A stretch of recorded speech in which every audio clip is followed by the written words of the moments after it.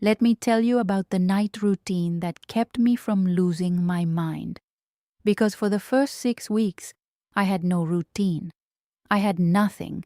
I had a screaming baby at 11 p.m., another scream at 1 a.m., another one at 3, and by 4:30 I was sitting on the edge of my bed staring at the wall, wondering if this was just what life was now. Forever. No plan, no system, no one walking in to say, "Go to sleep, I've got this." Just me and a newborn and the longest nights of my entire life. And I need you to know, if that's where you are right now, I have been exactly there. And I found something that works, not perfectly, but enough. The first thing you need to understand is why every night routine you've seen online has failed you, and it's simple.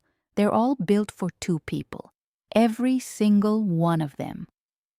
Dad does the bath while mom prepares the bottle. Take turns with the midnight feeding. One parent rocks the baby while the other gets some rest. Cool. That's adorable. But that's not your reality. Your reality is one person doing everything, all night, every night, with no backup, no tag out, and no one coming to relieve you at 3 in the morning. So, the night routine I'm going to share with you is built for one exhausted, overwhelmed, incredible woman doing the work of 2. And it works because it's designed for exactly that. So here's what I actually did. And it starts way before bedtime. The real secret to a night routine that works is what you do between 6 and 7 p.m. I call it the night prep, and it changed everything. Here's what it looks like. At 6 o'clock, before the exhaustion hits you like a wall, you set yourself up for the entire night. You make the bottles, all of them, and put them in the fridge ready to go.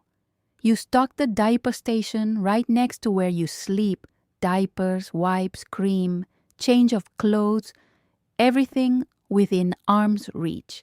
You lay out the baby's pajamas, you lay out your pajamas. You fill a water bottle for yourself and put it on the nightstand. You grab a snack, a granola bar, crackers, anything, and put it there too. Because at 2 a.m., you're not going to the kitchen. You're not going anywhere. Everything you need is already there. The goal of night prep is 0 decisions after 8 p.m., 0 trips to another room, 0 searching for things in the dark. 10 minutes of setup saves you hours of chaos overnight, but the setup is just the foundation. The real game changer is what happens when the lights go off. This is what I call the feed change sleep loop, and it's the simplest system in the world. When the baby wakes up at night, you do 3 things in this exact order: feed, change, put down. That's it. No playing, no bouncing around the room for 45 minutes, no scrolling your phone while you feed, no lights on if you can help it. Use a dim nightlight or the glow from the hallway. Keep the room as dark and boring as possible. Minimal eye contact during night feeds. I know that sounds cold, but this is how the baby starts learning that nighttime is for sleeping, not for socializing. You feed, you change, you put them down, and when they fuss, you give it a minute before you pick them up again. Not because you're ignoring them, but because sometimes they're just transitioning between sleep cycles, and they'll settle on their own if you give them 30 seconds. Keep everything within arm's reach of where you sleep. Bottles on the nightstand, diapers on the bed next to you, wipes right there. You should be able to do the entire loop without standing up if possible. Now here's the part that nobody talks about. What do you do with your body during all of this? Sleep when the baby sleeps. I swear, if one more person says that to me, I'm going to scream into a pillow, because you know what happens when the baby sleeps? That's when you do the dishes. That's when you do the laundry. That's when you answer texts and pay bills and eat the meal you forgot about 3 hours ago. Daytime naps, sure, sometimes. But nighttime is different. At night, when the baby sleeps, you sleep. That is non-negotiable. I don't care if the kitchen is a disaster. I don't care if there are bottles in the sink.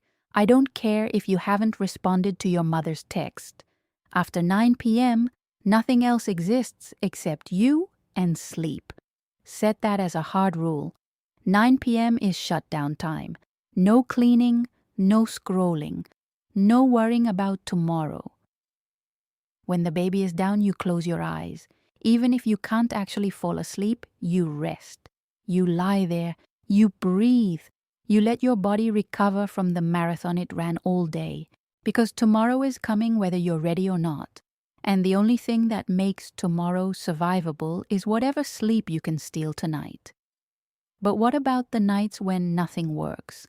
When the baby won't stop crying and you're alone and you feel like you're about to break?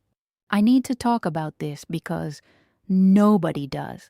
And it's the thing that every single mom who's alone with a newborn experiences but is too ashamed to admit.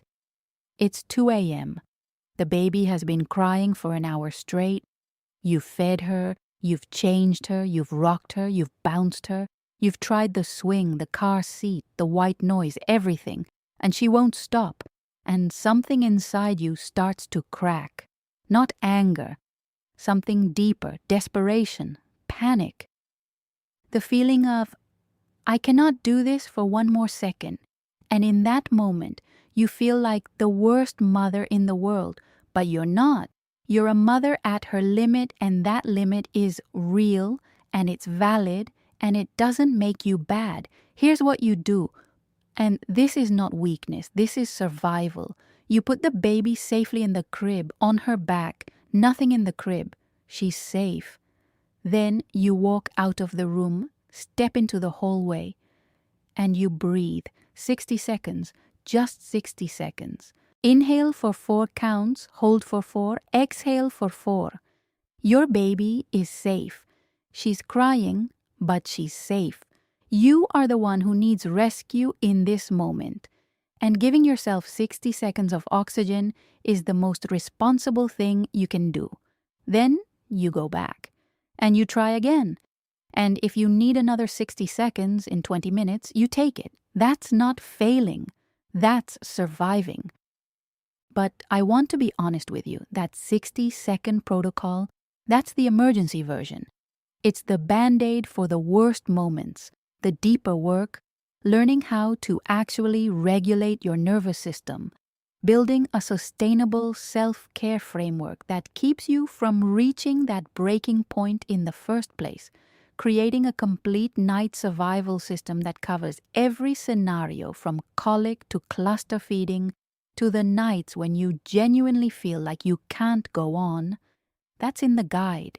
I put everything there because no single video can hold all of it. And if you're in those trenches right now at 2 a.m., reading the comments of this video with one hand while you hold your baby with the other, the link is in the pinned comment, the one with the heart. It's for you. Now, one more thing. And this matters more than you think. The morning after a bad night. Because bad nights will happen.